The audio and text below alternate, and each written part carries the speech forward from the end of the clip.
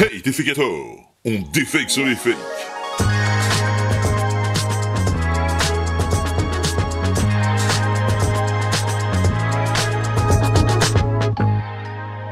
Cette fois, ça y est, le retour sur la Lune est amorcé. 50 ans après la dernière mission Apollo, c'est le programme Artemis qui a démarré avec sa première mission en novembre 2022, et qui a donné ces images magnifiques. Alors pour l'instant, cette mission Artemis 1, c'était un test du nouveau matériel. Le lanceur, c'est-à-dire la fusée, le SLS, qui est un peu le descendant de la fusée Saturn V, et le nouveau vaisseau Orion, qui est le descendant d'Apollo, en plus gros, et qui est propulsé par un module de l'ESA, l'Agence Spatiale Européenne. Et il fallait donc tester tout ça, vérifier que ce nouveau vaisseau pressurisé pouvait atteindre la Lune et revenir, mais sans personne à bord pour l'instant, ça ce sera pour la mission Artemis 2 en 2024, qui mènera cette fois un équipage faire le tour de la Lune pour préparer Artemis 3, qui là ira de nouveau poser des astronautes sur la surface lunaire.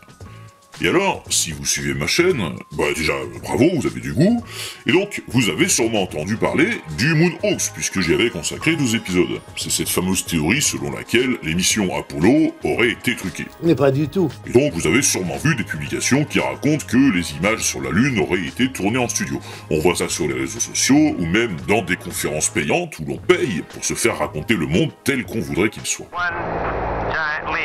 Et il y aurait aussi des fakes sur Artemis. Qui aurait pu prédire? Oui, qui? Eh bien, à peu près n'importe qui ayant regardé une publication sur le spatial dans les réseaux sociaux ces dernières années. Et encore là, Artemis 1, c'était une mission non habitée, donc au final, pas hyper médiatisée. Mais quand il y aura des humains qui vont retourner sur la Lune, ça va aller croissant. Croissant. Bon, on a eu l'occasion de le voir déjà, ces publications sont surtout faites par des gens qui ne comprennent pas les images qu'ils voient passer, parce qu'ils n'ont pas les infos ou les connaissances nécessaires pour les interpréter. Du coup, ils ricanent ou ils se disent que c'est du fake. Et parfois, ils promettent d'en faire la preuve, ce qui n'est pas gagné. Alors, ce que je vous propose au fil de cette vidéo consacrée à la première mission Artemis, c'est qu'à chaque étape, on passe en revue quelques-uns de ces questionnements qui ont été posés, parce que ça va nous donner l'occasion d'y réfléchir. Tiens, c'est vrai, ça, comment on peut expliquer tel ou tel truc sans être obligé de recourir à des hypothèses farfelues. Il y aura donc un petit jeu là-dessus tout au long de la vidéo, et l'intérêt c'est juste que ça donne de bonnes occasions de se creuser un peu la tête, de chercher comment on peut vérifier par soi-même des infos, et faire un peu de science au passage. Vous pourrez gagner à chaque étape un petit portrait de Lune, et on verra votre score à la fin, est-ce que vous aurez décroché la Lune à chaque fois ou pas. Allez, c'est parti! Enfin, c'est parti, mais nous on va déjà s'intéresser à tout ce qui s'est passé avant que la fusée soit partie. Parce que, dès que ce retour vers la Lune a été évoqué dans l'actu, tout de suite on a vu recirculer sur les réseaux sociaux des vieux fakes. Déjà, en mode « Ah, ils veulent retourner sur la Lune », mais en fait ils n'y ont jamais été. Un premier exemple, on a vu recirculer des photos du LEM, le module lunaire d'Apollo, celui qui se posait sur la surface de la Lune à l'époque. Alors, ce sont bien des photos originales de la NASA qui sont utilisées, non retouchées, ça on peut le vérifier. Mais voilà, quand on ne connaît pas bien le domaine, on a du mal à comprendre ce qu'on voit sur ces photos. Et du coup, pour quelqu'un qui veut insuffler l'idée qu'on nous aurait menti, c'est facile d'en jouer, en reprenant ces vraies photos, mais avec un petit commentaire bien choisi pour influencer l'interprétation. Des gens ont pu aller sur la Lune là-dedans? En carton-pâte. Du carton et de l'aluminium. C'est rafistolé au scotch. Le module n'est pas étanche. Smiley. Et ils vont nous faire croire que cet engin a permis d'allunir? On nous prend pour des cons. MDR. Smiley qui pleure de rire. Smiley. Eh bien, ce sera la première question. Qu'est-ce qu'on peut en dire? Est-ce que les écarts entre ces panneaux-là prouvent vraiment que le module n'est pas étanche et donc pas viable?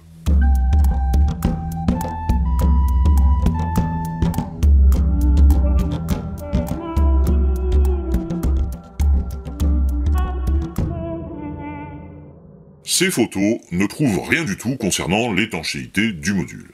Les astronautes peuvent demeurer malgré ça dans un module pressurisé parce que ce qu'on voit là n'est qu'un revêtement extérieur. En dessous, il y a une vraie coque pressurisée étanche. La voilà. Elle est solide, comme une coque d'avion si vous voulez, en aluminium et en titane. Là vous voyez, c'est l'avant, avec ici un des hublots. Je vous donne même là le détail de tout ce qu'on peut voir sur cette photo, donc si ça vous intéresse vous pouvez faire pause. Et le compartiment d'équipage, il est donc là, sous la coque rigide, étanche.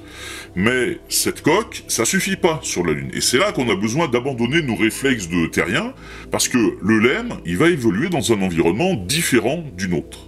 Par exemple, sur la Lune, on peut être soumis à des micro-météorites. Il n'y a pas d'atmosphère pour les arrêter comme sur Terre, c'est pour ça qu'il y a tant de cratères, mais on peut les arrêter grâce à une protection en 2 parois fines espacées. Pas des grosses caillasses, hein, là, il y aurait rien à faire, mais les micrométéorites.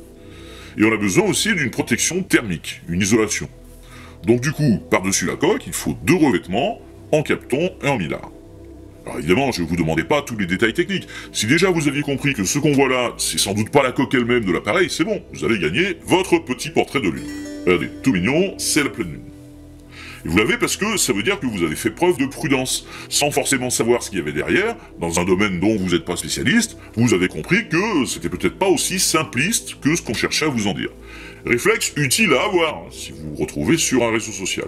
Bon après, tout ça est évidemment documenté sur le site de la NASA, et bien sûr, comme pour toutes les sources, je vous mets les liens en description de la vidéo, comme ça, chacun peut à loisir aller vérifier par lui-même, et ne pas se contenter de me croire sur parole.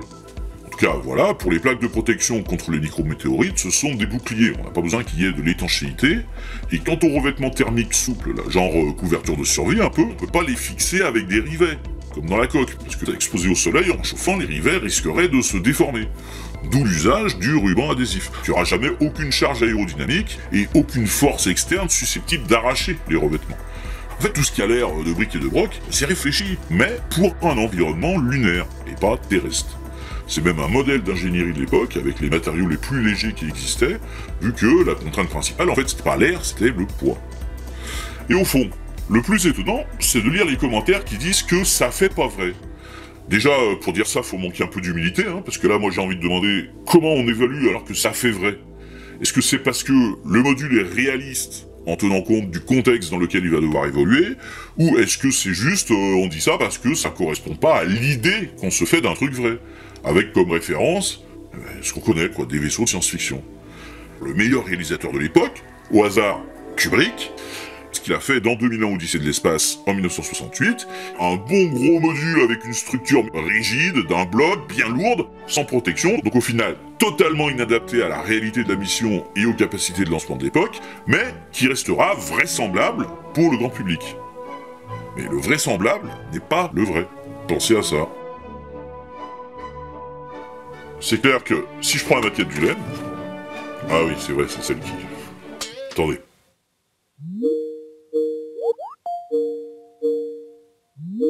Ouais. Salut. Est-ce que, tu sais, par rapport à la maquette du LEM, là, de Stardust, est-ce que tu penses qu'il y aurait moyen... Qu'est-ce qui t'arrive? Non, rien. Bah si, là, il y a un truc, tu décroches, tu râles même pas, t'as même pas essayé de me prendre la parole, qu'est-ce que... ça va pas? Non, mais j'ai vu la sélection des nouveaux astronautes, là, mais ils m'ont pas retenu. Ah, les astronautes de l'ESA? Ouais. Oui, la promotion 2022 a été révélée fin novembre. Oui. C'est l'occasion d'en parler. Voilà, il y a 5 astronautes de carrière qui ont été sélectionnés et 12 réservistes. Ouais, bah. Et donc on a Sophie Adno, française, Rosemary Coogan, anglaise, Raphaël Liégeois, belge, Pablo Alvarez Fernandez, espagnol, et Marco Sieber, suisse. Un Suisse? Ah ça, ils ont pas pris un Dauphinois, hein, mais ils ont pris un Suisse. C'est même pas dans l'Europe. Captain Europe, il doit bien se retourner dans son placard. Non mais il faut pas tout confondre. La Suisse ne fait pas partie de l'Union Européenne, mais elle est pays membre de l'ESA, l'Agence Spatiale Européenne. Et le Royaume-Uni aussi, c'est pas du tout calqué sur l'Union Européenne. Ah, enfin bon, j'irai pas sur la Lune, quoi. Non mais de toute façon, tous ces nouveaux promus non plus, ils vont pas aller sur la Lune demain matin. Ils vont devoir d'abord s'entraîner, comme les promos précédentes. Par la suite... ils participeront à des vols s'il y a des occasions, mais pour leur première mission, ils commenceront par des vols en orbite basse, dans l'ISS. Ouais. Pour la Lune, Enfin bon. pour la Lune, l'ESA enverra en priorité des astronautes expérimentés, plutôt la promo 2009 ou 2015, quoi. En tout cas, la bonne nouvelle, c'est qu'ils vont pouvoir en envoyer parce que l'ESA participe activement au programme Artemis. Déjà, c'est elle qui a fourni le module de service d'Orion, celui qui propulse la capsule de la NASA, et l'ESA va participer aussi à la construction d'une nouvelle station spatiale en orbite lunaire, la Lunar Gateway, qui servira comme relais pour les équipages qui iront sur la Lune. C'est celle-là, vue d'artiste, hein, évidemment. Comme l'ISS, mais en plus petit. L'Europe fournira un module d'habitation et un module de propulsion. Et du coup, ils ont convenu avec la NASA d'avoir une place pour un astronaute européen sur plusieurs missions en orbite lunaire. A priori, ce serait Artemis 3, 4, 5, et il y aura donc peut-être aussi un astronaute européen qui ira carrément se poser sur la surface. Mais bon, là, après, pour savoir qui ce sera, il n'y a pas que l'expérience, il y a aussi toute une dimension politique qui va Oui, jouer. enfin. On a vu d'ailleurs que ça joue déjà des coudes au niveau politique, mais pas toujours très finement ni très discrètement d'ailleurs. I have a candidate for you for flying to the moon.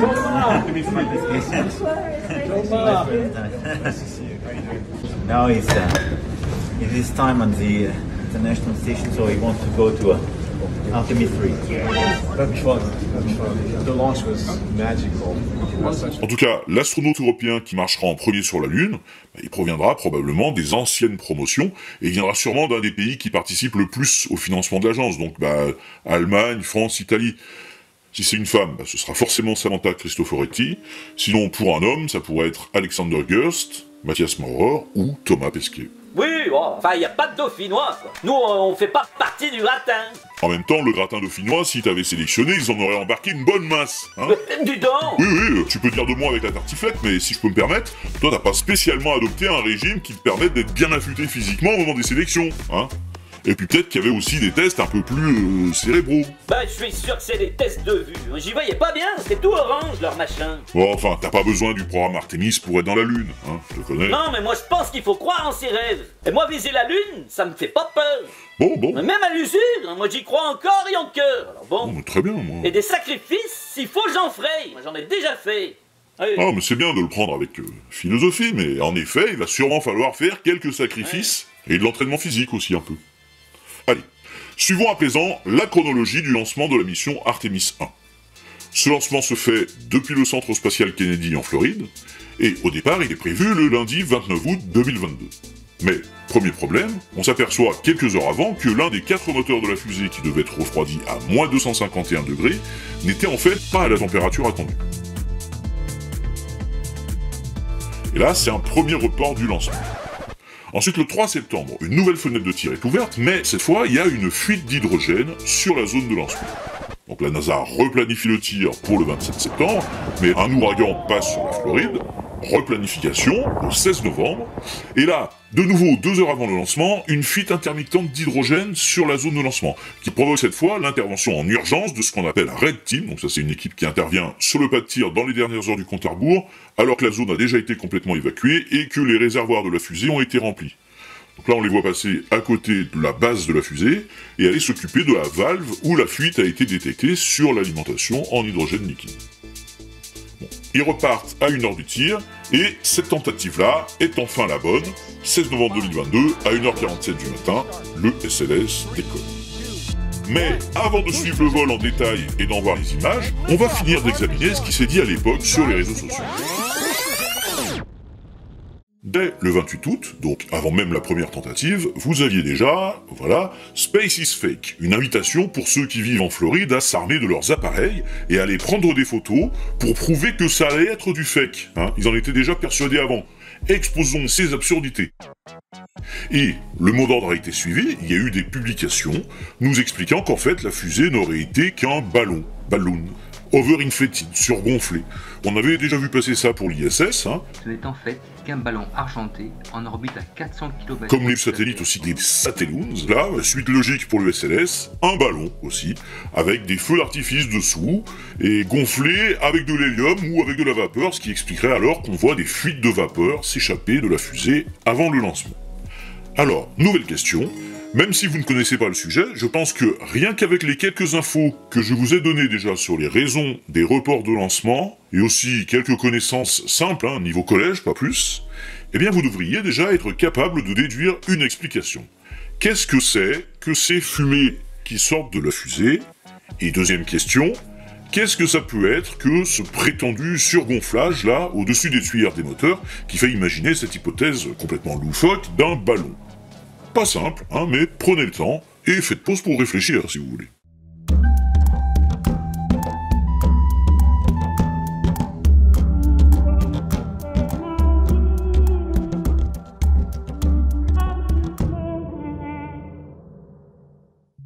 Réfléchissons en repartant de la base. Comment fonctionne un moteur de fusée? Il éjecte avec force des gaz de combustion par la tuyère, là, et par réaction, ça déclenche une poussée. Qu'on soit dans l'atmosphère ou dans le vide, hein, je veux dire, qu'il y ait de l'air ou pas, on n'a pas besoin de s'appuyer sur quelque chose pour provoquer la poussée, c'est le principe même de propulser une masse de fluide qui donne en réaction une poussée dans l'autre sens, avec une force équivalente On a tous vu ça au collège, c'est la troisième loi de Newton, action-réaction. Donc, pour la propulsion, on a besoin d'éjecter des gaz de combustion. Or, pour entretenir une combustion, qu'est-ce qu'il nous faut? Ça aussi, on l'a vu en chimie, au collège, il faut un carburant et un comburant. Dans l'air, il y a de l'oxygène, comburant, mais au fur et à mesure que la fusée va monter en altitude, l'air ambiant va se raréfier. La fusée doit donc emporter son comburant, en général de l'oxygène, dans un réservoir. C'est ce qui se passe pour le lanceur d'Artemis, le SLS, Space Launch System. Il emporte de l'oxygène comme comburant, et les moteurs qu'il utilise, qui étaient à l'origine les moteurs RS-25 de la navette spatiale, ils fonctionnent avec comme carburant de l'hydrogène. On en a parlé, lors des reports de lancement, il fallait réparer l'alimentation en hydrogène, et bien voilà à quoi ça servait. Avant le lancement, on doit remplir 2 gros réservoirs dans le lanceur d'oxygène et d'hydrogène. Bon, en fait de dioxygène et dihydrogène, mais peu importe. On appelle ça les ergols du lanceur, les 2 substances dont il va tirer son énergie. Or, l'oxygène, comme celui qui est dans l'air à température ambiante, c'est un gaz. Pareil pour l'hydrogène. Et un gaz, ça prend de la place. Donc si on veut en emporter beaucoup, il faut les stocker sous une forme plus compacte, liquide. Mais pour rester liquide, l'hydrogène doit être à moins 253 degrés et l'oxygène à moins 183 degrés. Alors, c'est isolé de ouf, mais dans chaque réservoir, vous avez quand même une partie du liquide qui se réchauffe et qui redevient gazeux. Alors on les laisse sortir, on fait du dégazage, il y a des évents pour ça sur les réservoirs, et c'est donc pour ça qu'on voit ces sortes de jets de vapeur qui sortent de la fusée avant le lancement. C'est tout à fait normal, en fait, ce sont des ergols, hydrogène, oxygène, qui s'échappent sous forme de gaz, encore très froid, et ils condensent l'air ambiant qui est beaucoup plus chaud, ce qui provoque ce brouillard. C'est le même phénomène que de l'air chaud qui arrive sur une vitre très froide, si vous voulez, ça fait de la condensation, ça libère de l'eau, ici ça crée ce brouillard.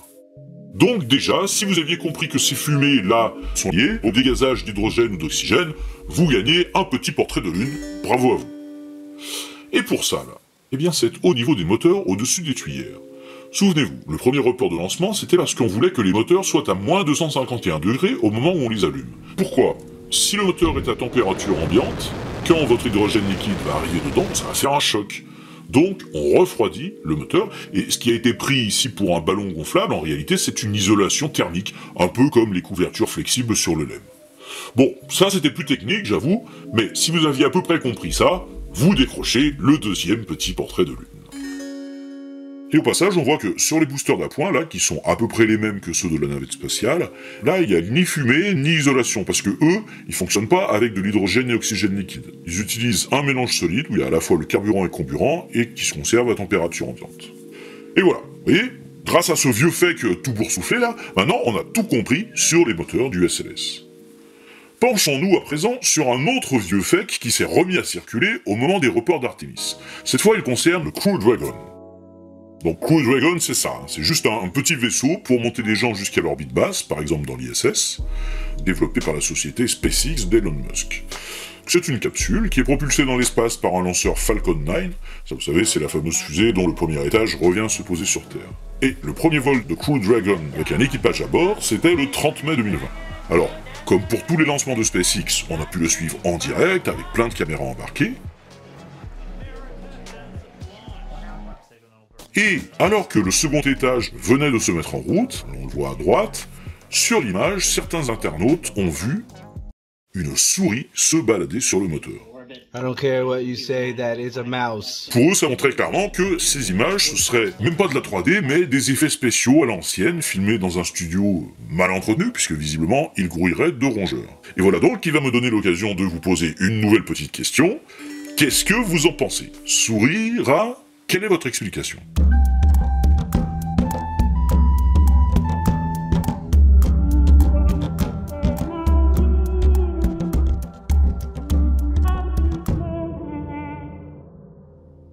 Alors évidemment, ce n'est pas une souris. En réalité, il s'agit de glace. Et c'est un phénomène fréquent, on le voit par exemple sur ce lancement-là qui date de 2019. Là, on voit très bien qu'il s'agit de glace qui se forme en vol.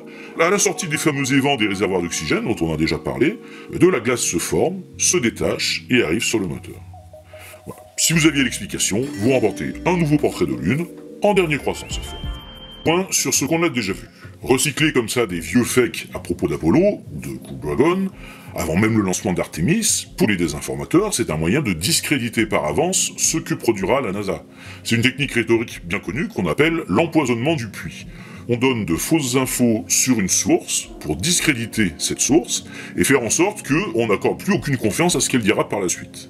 Et donc, en disant que la NASA a menti sur ses missions habitées précédentes, on sème le doute par avance sur toutes ces images à venir de la mission Artemis.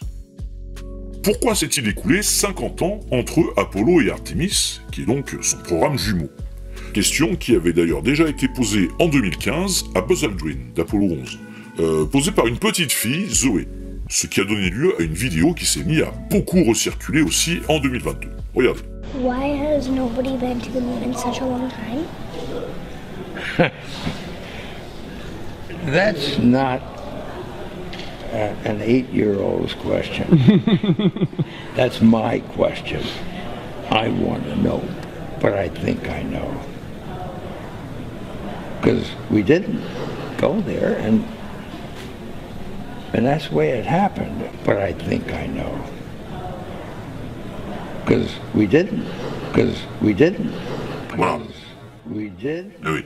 Le montage qui circule lui fait répéter 3 fois la phrase pour bien insister sur le fait que Buzz Aldrin aurait donc révélé dans cette vidéo en 2015, comme ça, à une petite fille au fin fond d'un hall d'expo, que nous ne sommes pas allés sur la Lune. We didn't. Alors, question, comment pouvez-vous expliquer ça ?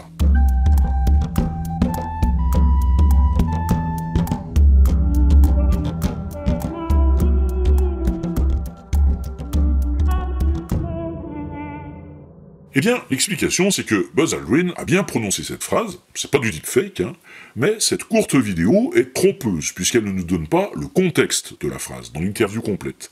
Qu'est-ce qu'il avait dit avant et après? Premier réflexe donc à avoir dans ce genre de cas, chercher la source pour aller vérifier. On la retrouve facilement, une vidéo de 17 minutes, où Aldrin raconte tout son vol, son décollage, etc. In getting there, the rocket goes faster and faster, and we're sort of pushed back in the couch. Là, on voit que ce serait absurde qu'elle raconte tout ça pendant de longues minutes, pour après dire d'un coup, on n'y a pas été. Mais bon, à 7 minutes, Zoé demande pourquoi on n'y est pas allé depuis si longtemps. Why has nobody been to the moon in such a long time? Et ce qui se passe, c'est que dans sa réponse, Aldrin dit c'est une question que je me pose moi, pourquoi nous n'y sommes pas allés? Sans repréciser dans sa réponse, à la fin, pourquoi nous n'y sommes pas allés depuis si longtemps. Because we didn't go there, and that's the way it happened. Mais toute la suite de sa réponse est sans ambiguïté, puisqu'il dit « Nous avons besoin de savoir pourquoi, par le passé, quelque chose a arrêté ce que nous voulions voir continuer. » Donc il ne dit pas que nous ne sommes jamais allés sur la Lune. Il dit bien qu'on y est allé, puisqu'il aurait voulu que ça continue. Mais qu'on a arrêté. Et il explique que c'est à cause de l'argent. Money. Et voilà. Le programme Apollo coûtait un bras chaque année. Et plutôt un bras de Dwayne Johnson qu'un bras de Timothée Chalamet. Or, une fois la Lune atteinte, ça n'a plus intéressé les médias. Du coup, ça a été la fin du projet Apollo. La NASA est passée à un autre projet, un véhicule moins cher, réutilisable, pour aller visiter des stations en orbite terrestre, et ça a été la navette spatiale. Donc, c'est juste une manipulation à base d'interviews tronquées. Si vous l'aviez compris, vous avez gagné un petit portrait de Nouvelle Lune. Cette technique de la déformation des propos, c'est un grand classique du fake. Et alors, ça n'a pas manqué. Pour le lancement d'Artemis, Thomas Pesquet y a eu droit aussi. Il a été interviewé par France 2 le 28 août, et dès le 30 août, ses propos étaient repris et déformés sur les réseaux sociaux, dans un petit montage où des phrases avaient même été interverties. Canaveral en Floride pour retrouver Thomas Pesquet, le plus célèbre de nos astronautes. Bonsoir, ou plutôt bonjour Thomas. Et c'est en avançant petit à petit qu'on va arriver à atteindre ces buts qui sont des ordres de grandeur très différents. Mais c'est vrai que maintenant, en me disant ça, quand je regarde la Lune le soir, ça me fait quand même un petit frisson. Parce que c'est pas la même chose de se dire, mais attends, est-ce que c'est humainement possible d'aller là-bas? La Lune, il faut voir qu'il y a un facteur 1000, en fait, c'est 1000 fois plus loin que la station spatiale, qui a 400. Et bien sûr, le montage a repris une phrase particulière. Et là, on va vraiment aller très loin, très loin, très loin, aussi loin qu'aucun être humain s'est jamais éloigné de la Terre. On va vraiment aller très loin, très loin, très loin. Voilà, répété 3 fois, évidemment, toujours la même recette. Mais là encore, bien sûr, quand on vérifie, en allant écouter les 5 minutes de l'interview, on comprend le vrai sens de la phrase de Thomas Pesquet, qu'Artemis 1 n'est qu'une étape pour aller plus loin par la suite. C'est vraiment un peu aussi une répétition générale. On sait que scientifiquement, Mars, c'est plus intéressant. Personne dit le contraire. Bref, les témoignages d'astronautes déformés, c'est un grand classique du fake spatial. On les retrouve étrangement raccourcis. Enfin, raccourci, les témoignages d'astronautes déformés, par les astronautes. J'ai demandé à la Lune s'il n'y avait pas une petite place pour moi. And here we go. Allez, maintenant, on va retourner dans la nuit du 16 novembre 2022 pour assister enfin au lancement d'Artemis 1, après tous les reports. Et comme maintenant vous avez tout compris à la manière dont ça fonctionne, bah là on va regarder en connaisseur les toutes premières secondes pour bien détailler tout ça, d'abord au ralenti. Parce qu'avant même que la fusée décolle, il y a déjà plein de choses à voir. Là d'abord, on crée une gerbe d'étincelles, mais c'est pas pour allumer les moteurs, ça c'est juste pour éviter une explosion si jamais il y a de l'hydrogène en excès qui n'aurait pas été brûlé dans la chambre à combustion du moteur. Et bah là on va provoquer sa combustion au lieu qu'il s'accumule et que ça pète. Ensuite, là, j'arrête juste un instant l'image. Qu'est-ce que c'est que cette masse d'eau qui arrive, là? Est-ce que ce sont les torrents de larmes de tous ceux qui espéraient que ça ne partirait jamais? Eh bien non, cette eau, elle va servir à atténuer les vibrations, parce que un décollage, c'est très très violent au niveau des ondes sonores, surtout quand on démarre les boosters à poudre. Vous allez l'entendre après. Et donc, trop de vibrations à ce niveau, ça peut carrément endommager la zone de lancement. Donc, on crée un mur d'eau qui va empêcher les ondes de bien se propager, et aussi au passage, qui va absorber une partie de l'énergie, la chaleur qui va être dégagée, en la transformant en vapeur, toujours pour préserver les structures. Là, on démarre les 4 moteurs RS-25, on voit une flamme dans la chambre de combustion, mais pour l'instant, c'est juste de l'hydrogène injecté dans l'oxygène de l'air ambiant. Donc c'est pour ça que ça démarre par des flammes oranges, c'est pas encore bien stable. Et ensuite là, voilà, là on injecte l'oxygène liquide, donc notre carburant à nous, dont on contrôle bien le débit, et là, la combustion change de couleur et devient plus stable. On y maintient 3 secondes à faible régime, le temps de vérifier que tout se passe bien, et si tout est ok, là on les passe à plein régime, on le voit, là ça brille plus fort, et là voilà, bim, on démarre les propulseurs d'appoint. Eux, on a attendu d'être bien sûr pour les démarrer, parce qu'une fois en route, on peut plus les arrêter. Et c'est eux qui donnent l'impulsion et qui font que les 2600 tonnes du SLS se soulèvent. Et là, regardez, vous voyez ces tuyaux qui se détachent au tout dernier moment? Ben ça, ce sont les arrivées d'oxygène et d'hydrogène liquide qui restent connectés pour remplir les réservoirs jusqu'à la dernière seconde. Et il y en a en haut aussi, parce qu'on a parlé du premier étage de la fusée, mais le second étage au-dessus va utiliser les mêmes serveurs. Allez, on se revoit ça en plan large pour bien en profiter. Écoutez le son, ça pétarade un peu, et ça c'est les propulseurs d'appoint, ça rappelle un peu les décollages de la navette spatiale. And here we go. 10. Hydrogen burn-off igniters initiated. 7, 6, 5. 4-stage engine start. 3, 2, 1. Boosters in condition. And liftoff of Artemis 1. We rise together back to the moon and beyond.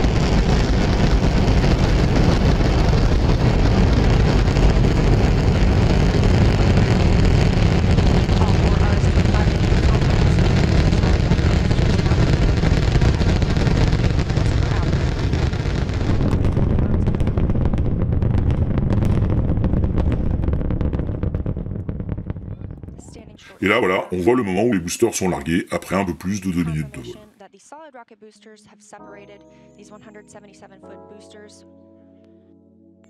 Alors, vous savez qu'on peut prendre des photos qui montrent la trajectoire des fusées vues du sol avec une longue exposition. Voilà des exemples des photos du départ du SLS.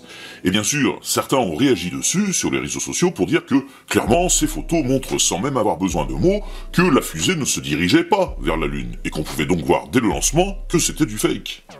Les vidéos ont même tenté d'expliquer ce qu'il était advenu de la fusée après la photo.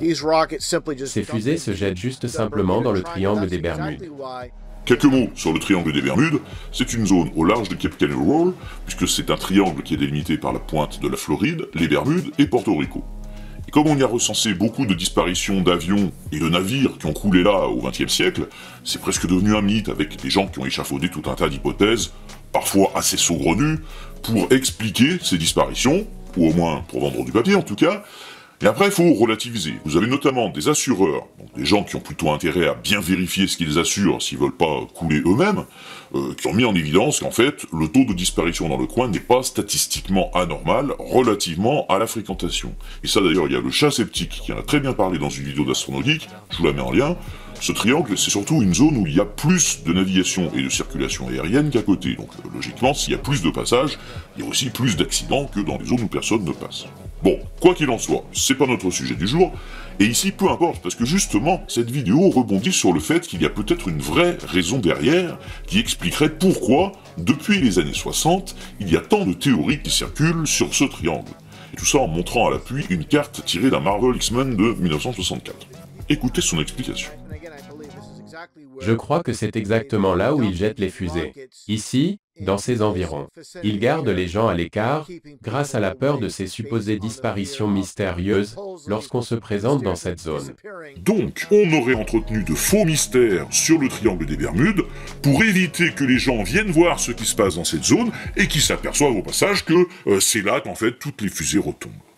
Eh bien, question, est-ce que cette image prouve qu'Artemis ne peut pas avoir rejoint la Lune? Et sinon, comment peut-on expliquer ce qu'on y voit? Sans forcément utiliser le triangle. Hein.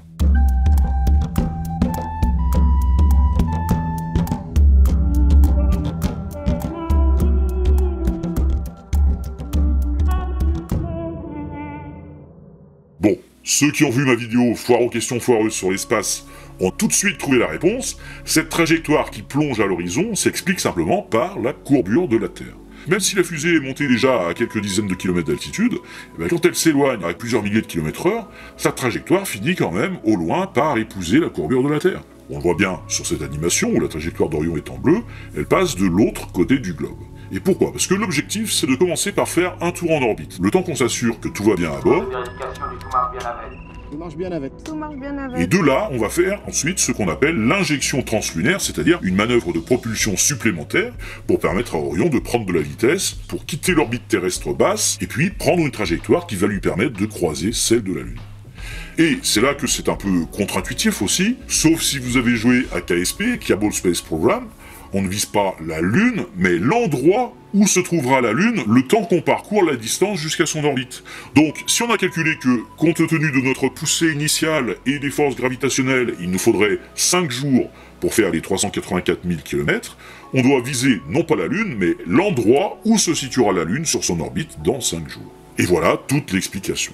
Bon, alors vous remportez un petit portrait de Lune, au moins si vous aviez pensé à la trajectoire qui suit la courbure de la Terre. Allez, poursuivons le vol d'Artemis 1.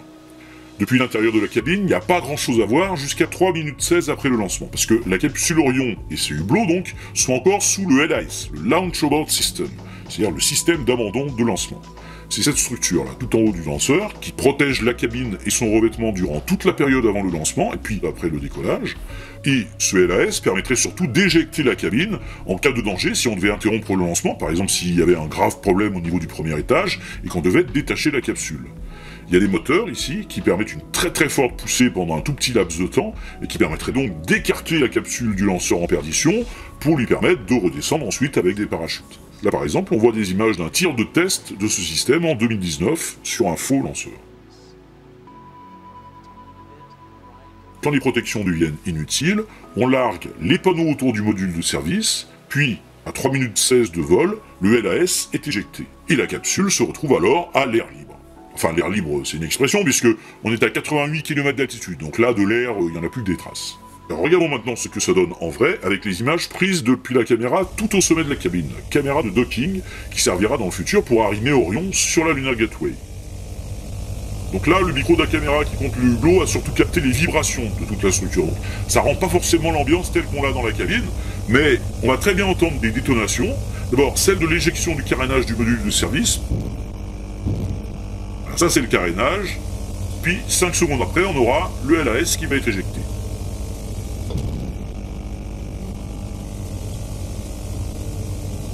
Impressionnant, hein? Et on a les mêmes images vues depuis l'intérieur de la cabine Orion.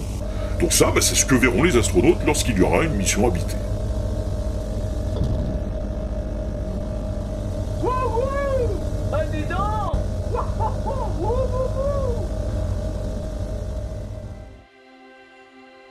Après 8 minutes de poussée, le SLS a atteint l'orbite visée, les moteurs du premier étage sont arrêtés et ce premier étage est largué. Il va retomber lentement et se détruire dans les hautes couches de l'atmosphère. Et 10 minutes plus tard, les 4 panneaux solaires du module Orion sont déployés. Jusque-là, il fonctionnait sur batterie. Là, on a une vue prise depuis le flanc d'Orion, qui nous montre les panneaux déployés, et là qu'on est en train de rabattre pour les mettre dans une position sûre pour les phases de propulsion. Et sur le site de la NASA, on trouve un schéma qui nous indique toutes les caméras dont le vaisseau est équipé. La caméra qu'on utilisait là, c'est celle-ci, la CMA Cam 2. Et alors, ce qui est intéressant avec ces panneaux solaires qui sont orientables à volonté, c'est que, regardez sur le schéma, ils sont eux-mêmes équipés de caméras. Les Solar Array Wings caméras, qu'on va pouvoir orienter comme on voudra et qui vont permettre au vaisseau, tout au long du voyage, de prendre des selfies.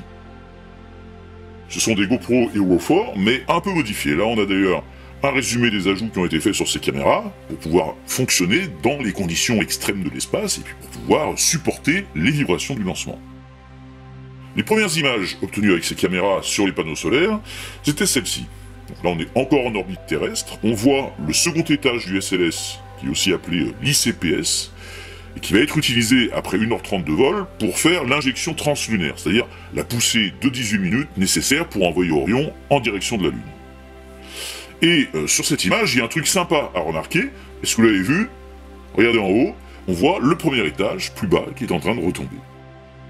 Alors, les caméras ont aussi fait des enregistrements en HD, mais la résolution du live est pas excellente, il n'y a pas un débit de ouf, c'est transmis par radio. Et ça, c'est des images qui ont été reçues en direct. Donc là, poussée de l'ICPS, jusqu'à 1h58 de vol, où là, les réservoirs du second étage sont vides, et il ne sert plus à rien, donc on le largue aussi. Et ça, ce sont les images réelles du largage. On voit très bien la Terre en arrière-plan. Sur la droite, donc l'ICPS qui est largué. Et sur la gauche, vous avez le module de service d'Orion, avec toutes les tuyères, là, des moteurs d'Orion. D'ailleurs, vous voyez, il y a une légère instabilité du cadre. On voit bien qu'en fait, on est au bout d'un panneau qui est en train d'osciller suite au choc de la séparation. En HD, depuis un autre panneau, et regardez, là, on voit très bien les ressorts qui se détendent pour donner une impulsion et éloigner mécaniquement les deux modules. Et à l'intérieur, donc il y a aussi des caméras, mais là pour le coup, il n'y a plus rien de folichon à voir. Snoopy, qui est un indicateur qui se met à flotter quand on a... To the moon, let me play among the stars. Allô? Allô? Excusez-moi. Dès que ces images d'Orion ont été disponibles, sur les réseaux sociaux, il y a eu des gens pour dire qu'il s'agissait de fake. Alors, première approche... Comme au bon vieux temps des photos Apollo sur la Lune, des gens cherchent des incohérences dans les ombres, avec plus ou moins de rigueur. Par exemple, ce selfie d'Orion, avec la Terre qui s'éloigne là. Come on, NASA, la lumière du Soleil arrive depuis deux directions différentes. Mais bon, là c'est n'importe quoi, pour montrer qu'il y a fake, il suffit pas de mettre des grosses flèches à peu près. Et sur cette photo-ci non plus, l'analyse ne marche pas, parce que la personne a tiré des traits pour suivre les ombres, et trouve qu'elles ne sont pas parallèles. Mais, les questions là hyper faciles, pourquoi est-ce que cette personne se trompe?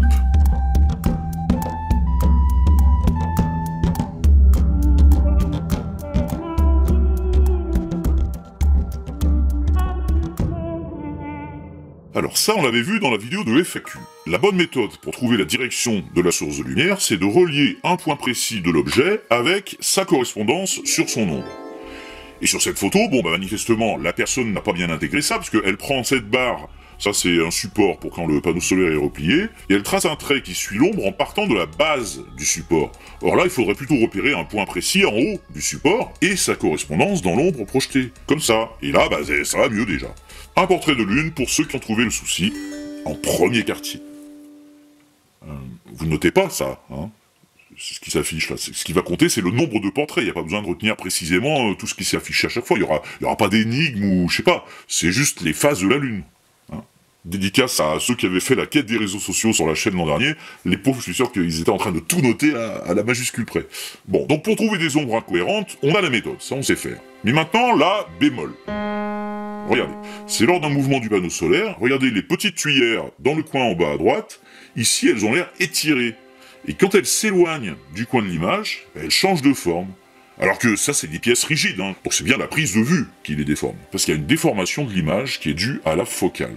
L'objectif qui équipe ces caméras des panneaux solaires a tendance à faire une distorsion radiale de l'image, qui est de plus en plus marquée quand on s'éloigne du centre de l'image, quand on s'approche des coins, quoi. Un peu comme sur cette photo, si vous voulez, mais en moins marqué. Et du coup, on voit que quand il y a une distorsion dans l'image, comme ici, ce sera pas possible de faire des analyses d'ombre précises. Et alors, petite nouveauté, on a vu apparaître des vidéos qui tentent une nouvelle méthode d'analyse des photos de la NASA pour y trouver des fakes, en jouant sur l'exposition. La personne, là, augmente artificiellement l'exposition, ça joue sur la luminosité et le contraste, Et l'on conclut que le selfie d'Orion serait un montage collé sur un fond noir, donc un fake. Alors qu'en dites-vous ?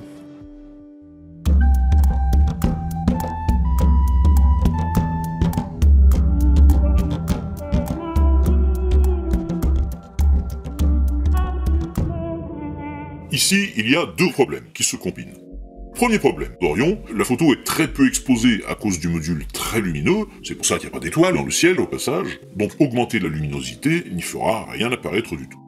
Après, il y a aussi une seconde raison, et ça pour le coup, on en avait parlé sur Twitch avec Tina Nikuka, que j'avais invitée. Tina est chercheuse en traitement d'images, elle a notamment travaillé sur un algo de détection de falsification d'images sur les formats JPEG, qui a été intégré dans l'outil InVid with Verify. Enfin, lui, il prend ce qui l'arrange, quoi, en fait, dans son analyse. Mais ce qu'on voit aussi, c'est que quand il augmente le contraste, on voit le bord des objets et on voit qu'ils sont très carrés. Et en fait, ça, c'est parce que l'image est très compressée.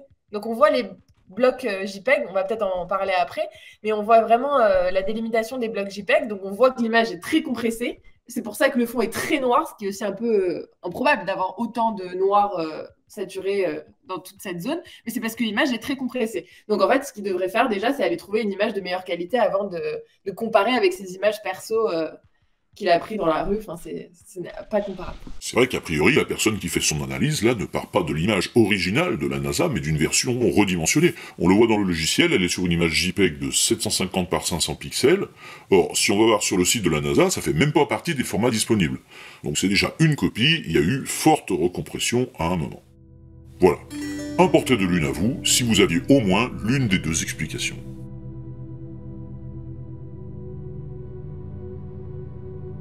Comment se passe la vie à bord d'Orion? Là, évidemment, pour Artemis 1, on teste la capsule vide, en conditions réelles, pressurisées et tout, mais sans personne à bord. Mais voilà à quoi ressemble l'intérieur de la capsule, avec un équipage complet. Ça vous donne une idée du volume.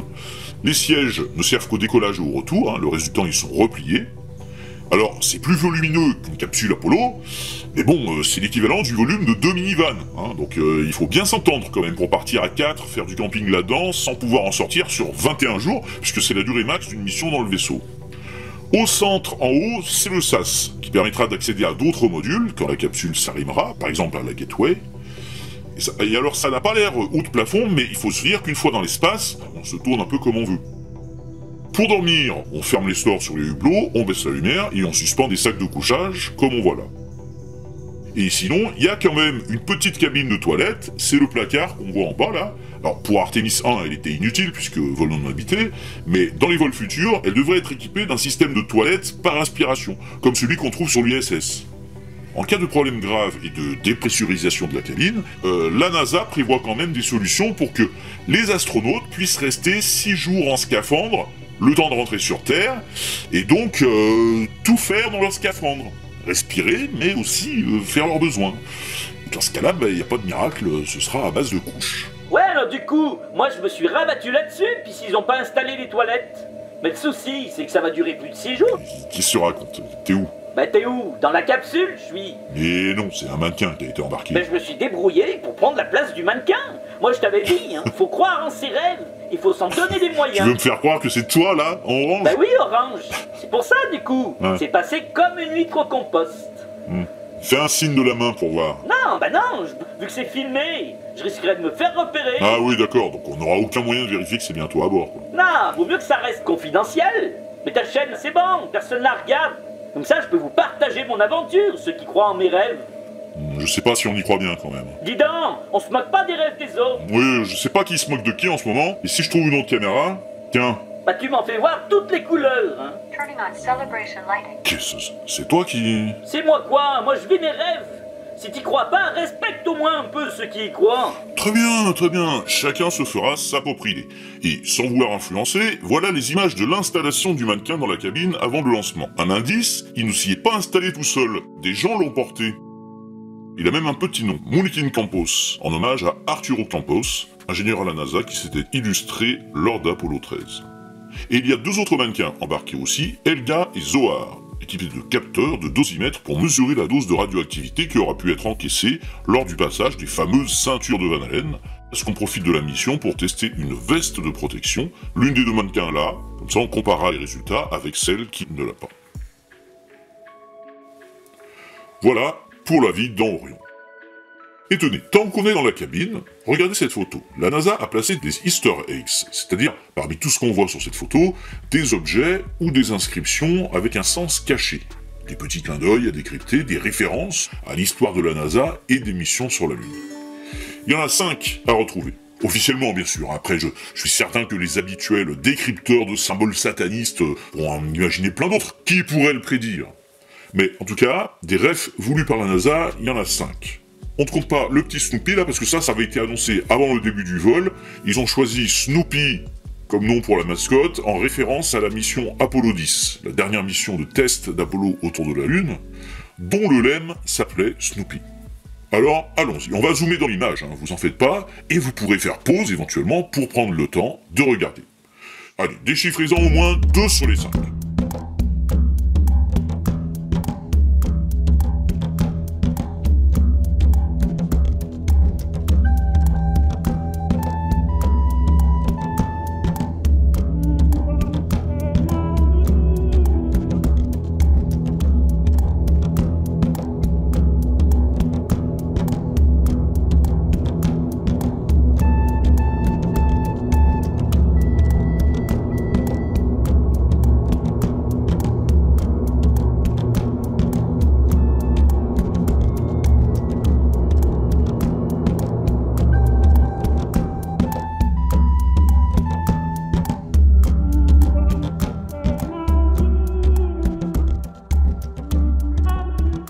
Est-ce que vous avez trouvé quelque chose?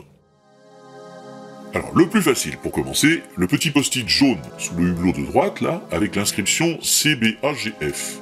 En fait, c'est une partition. C, c'est Do, B, c'est Si, Do, Si, La, Sol, Fa, avec des traits au-dessus de chaque note pour indiquer la durée. Ben, c'est l'air de Fly Me to the Moon. En bas à droite, c'est très noir et blanc. Si on considère que noir égale 1, blanc égale 0, ça donne 1, 0, 0, 1, 0. Et ça représente 18 en binaire. Mais c'est un hommage à Apollo pour dire que Artemis 1 reprend le flambeau après Apollo 17 comme une sorte de 18e mission du programme lunaire. Au fond, là, pas loin du drapeau américain, il y a une série de nombres. Ils représentent les pays qui ont participé au programme en contribuant notamment sur le module de service d'Orion, représentés par leurs indicatifs téléphoniques. Et le 33, par exemple, c'est pour la France. Au milieu, entre les deux hublots, il y a cette succession de lignes et de points. Bon, ça c'est évidemment du Morse. Quand on déchiffre, ça fait Charlie. Ça c'est un hommage à Charlie Lundquist, qui était l'ancien directeur adjoint du programme Orion, décédé en 2020. Enfin, il y a un oiseau, en haut à droite, un cardinal rouge. Et ça, c'est un hommage à l'ancien responsable du programme Orion, Mark Geier, qui est décédé en 2021 et qui aimait bien ces oiseaux-là. Bon, ça, il fallait le savoir. En tout cas, si vous avez déchiffré au moins 2 des Easter eggs officiels, vous remportez un petit portrait de Lune. En face cachée, cette fois, parce qu'on a déjà fait les 8 phases de la Lune, donc il fallait bien trouver un nouveau portrait original. Et ça tombe bien, parce que ça correspond à ce que va voir Orion.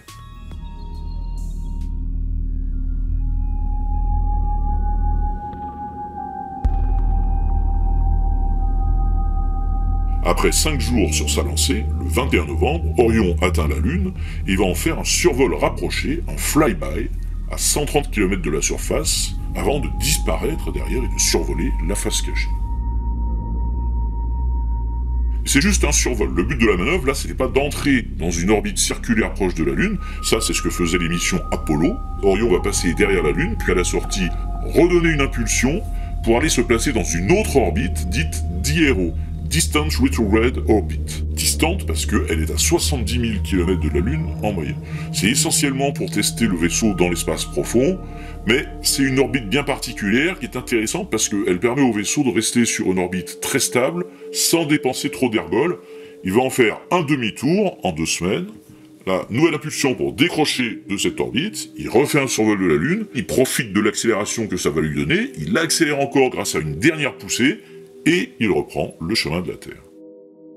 Et c'est donc comme ça que, sur son orbite d'Hiero, le 28 novembre 2022, Orion s'est retrouvé à 432 000 km de la Terre, soit plus loin qu'aucun être humain n'a jamais été.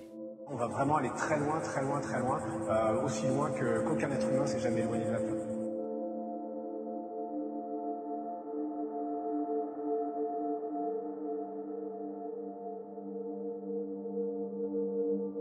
c'est ici, c'est notre foyer, c'est nous. Dessus se trouvent tous ceux que vous aimez, tous ceux que vous connaissez, tous ceux dont vous avez entendu parler un jour, tous les êtres humains qui aient jamais vécu. La somme de nos joies et de nos souffrances, des milliers de religions, d'idéologies et de doctrines économiques remplies de certitudes, tous les chasseurs et cueilleurs, tous les héros et tous les lâches, tous les créateurs et destructeurs de civilisations, tous les rois et paysans, tous les jeunes couples d'amoureux, tous les pères, mères, enfants remplis d'espoir, inventeurs et explorateurs, tous les moralisateurs, tous les politiciens corrompus, toutes les superstars, tous les guides suprêmes, tous les saints et pécheurs de l'histoire de notre espèce ont vécu ici. Notre planète est une poussière isolée, enveloppée dans la grande nuit cosmique. Dans notre obscurité, dans toute cette immensité, rien ne laisse présager qu'une aide viendra d'ailleurs pour nous sauver de nous-mêmes. La Terre est jusqu'à présent le seul monde connu à abriter la vie. Il n'y a nulle part ailleurs, au moins dans un futur proche, vers où notre espèce pourrait migrer. Visiter, oui, s'installer, pas encore. Que vous le vouliez ou non, pour le moment, c'est sur Terre que nous nous trouvons. On dit que l'astronomie incite à l'humilité et forge le caractère. Il n'y a peut-être pas de meilleure démonstration de la vanité humaine que cette lointaine image.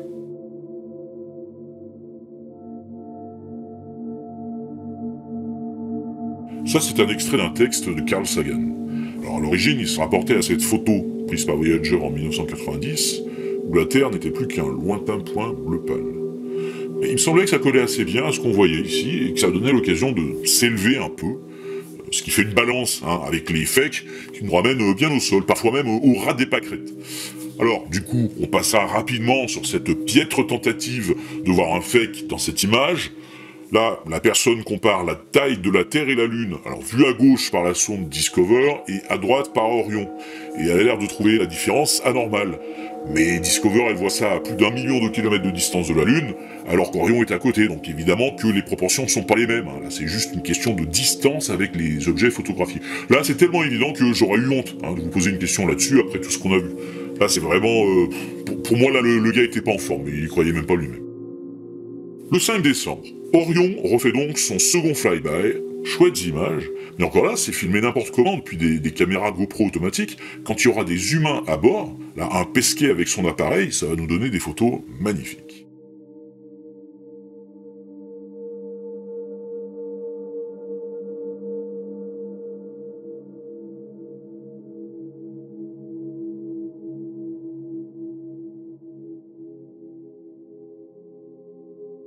De nouveau 5 jours de trajet, et Orion arrive près de la Terre, par l'Antarctique. Alors, à très grande vitesse, 11 km par seconde, c'est près de 40 000 km/h. Là, il y a le largage du module de service, qui va aller se désintégrer dans l'atmosphère. Et la capsule, qui elle, a un bouclier thermique, pour ne pas brûler, va utiliser l'atmosphère pour se freiner, en faisant une rentrée particulière, puisqu'elle utilise la technique du rebond atmosphérique. Elle ne va pas plonger directement vers le sol, mais rebondir sur les hautes couches de l'atmosphère, ce qui permet de choisir plus précisément où elle va plonger, et donc cibler un site d'amérissage plus précis. La capsule est freinée par des parachutes pour les derniers kilomètres, et elle finit sa course dans l'océan Pacifique, au large du Mexique, un peu cramée parce que le revêtement a bien pris la chaleur pendant la descente, sous bouclier c'est monté à plus de 2700 degrés Celsius. Et la capsule est alors récupérée, comme nous l'explique cette vidéo de Radio-Canada Info. 2 heures devaient s'écouler avant le repêchage et le remorquage de la capsule Orion pour permettre la collecte de données sur l'état du vaisseau qui s'est aventuré dans l'espace. Mais attendez, sur la capsule qu'on voit là, il n'y a aucune trace de brûlure. Fake là, fake, non? Comment peut-on l'expliquer? Et ce sera la dernière question. Donc rattrapez-vous, pour ceux qui ont besoin de se rattraper. Et pour les autres, faites pas les malins non plus, parce que votre sans faute pourrait très bien s'arrêter là.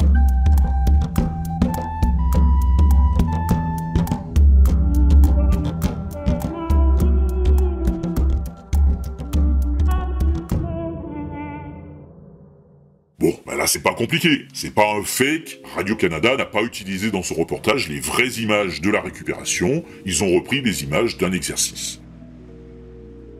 Un portrait de Lune pour ceux qui ont trouvé le souci, Lune éclipsée, pour terminer en beauté.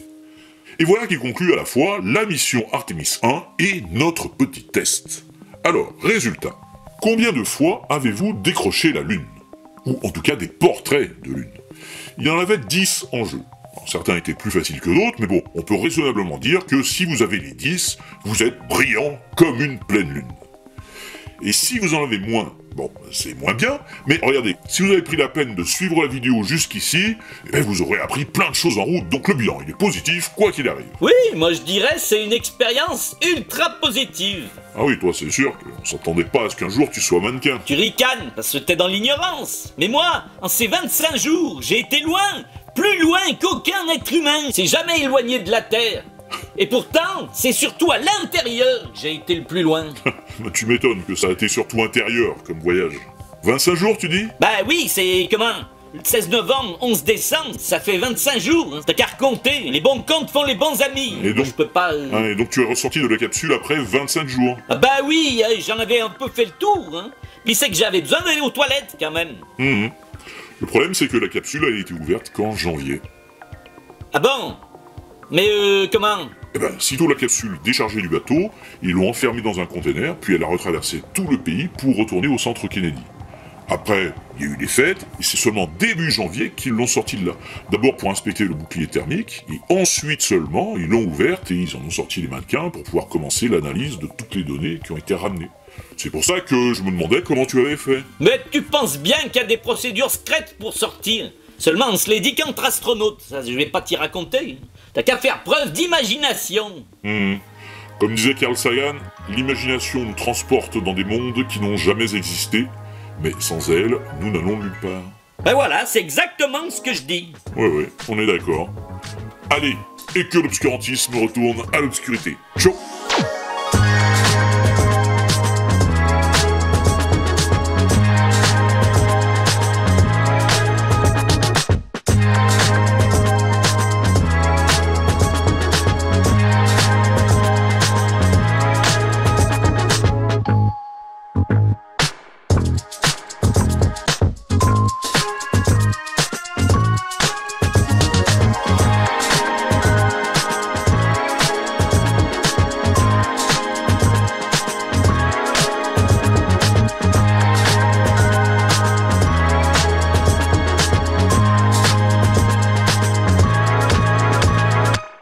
Les témoignages d'astronautes déformés, par les astronautes. Parce que les astronautes, enfin si d'ailleurs, ils se déforment aussi, mais eux c'est plutôt qu'ils s'allongent.